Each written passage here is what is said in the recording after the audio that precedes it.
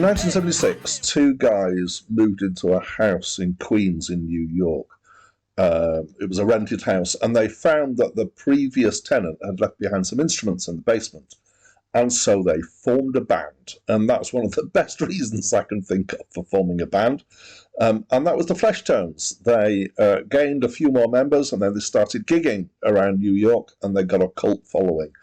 Their first album came out quite a bit later in 1980, okay, 4 years, and was their, for a long time, was their most successful album. It debuted at number 174 in the Billboard album chart. However, that is no longer true because their 23rd album in 2020, called Face of the Screaming Werewolf, entered the Billboard album chart at number 8. So, much better. They've never been commercially big, but they have had a cult following. Hi, my name's Dan. So this was the first album by the Fleshtones. They've been gigging for a few years. They were well established as a live band. They've got a following. Can they transfer that to recording? And well, you might have your own opinion on this, but my opinion is no. Well, I don't know what they were like live, of course, because I didn't see them. But yeah, for me, it's not a great album. Okay, so let's get into some details. Musically, it's kind of well, it's described as garage, but it's we're in the 80s. They've been around in New York, and I would say it's punk really, but it's punk with a rockabilly edge to it. Now, this is not unusual for the New York punk scene. I'm starting to realise. It's kind of twangy. There's this kind of slightly out of tune guitarness. It's very simple and immediate. And as far as that goes, it's okay. Actually, I could take it or leave it. And at this point in the description, they're getting a 6 out of 10. So a 6 out of 10 is kind of, it's okay. I wouldn't seek it out, but I wouldn't object to it. It's not leaving me completely flat. You know, I'm mostly indifferent, but I think there's some quality to it. Right. Now we're going to talk about the voice. This guy, Keith, who's singing.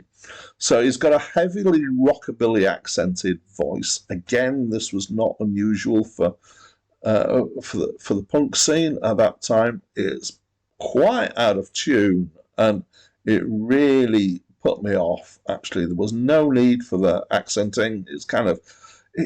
In fact, when sometimes he's singing about things that have actually got some meaning about it, and it kind of detracts from it, to my mind. Anyway, his voice is the big turn off for me in this album.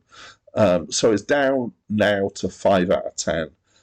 So on balance, it's kind of got a really not in favour. It's not.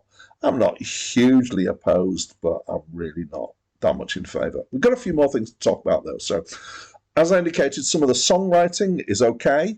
Some of the songs are not just kind of vapid nothing. It's all, again, it's punk, so it's quite immediate stuff. But there's something to some of it. Particularly liked on that sense the tracks "I've Got to Change My Life" and "The World Has Changed."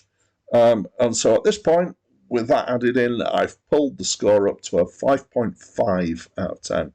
There's a couple of other things to throw in here. So the first is that one of the tracks, Chinese Kitchen, is an instrumental, and actually the fact that you've not got Keith in his voice is an advantage, but also musically I like it. It's the song that I like best. It reminds me a bit of Dex's Midnight Runners kind of stuff, which is a good thing. And then the last track, which is called Roman Gods, has got some really nice bass work. And I always like a good bit of bass. So between those two, they've pulled it up to a 5.7 out of 10. So I think it's fair to say it's not my kind of thing. It's a bit of a niche listening thing. I often feel tempted to say, if you like this kind of thing, you probably like it, but that's an obvious thing to say.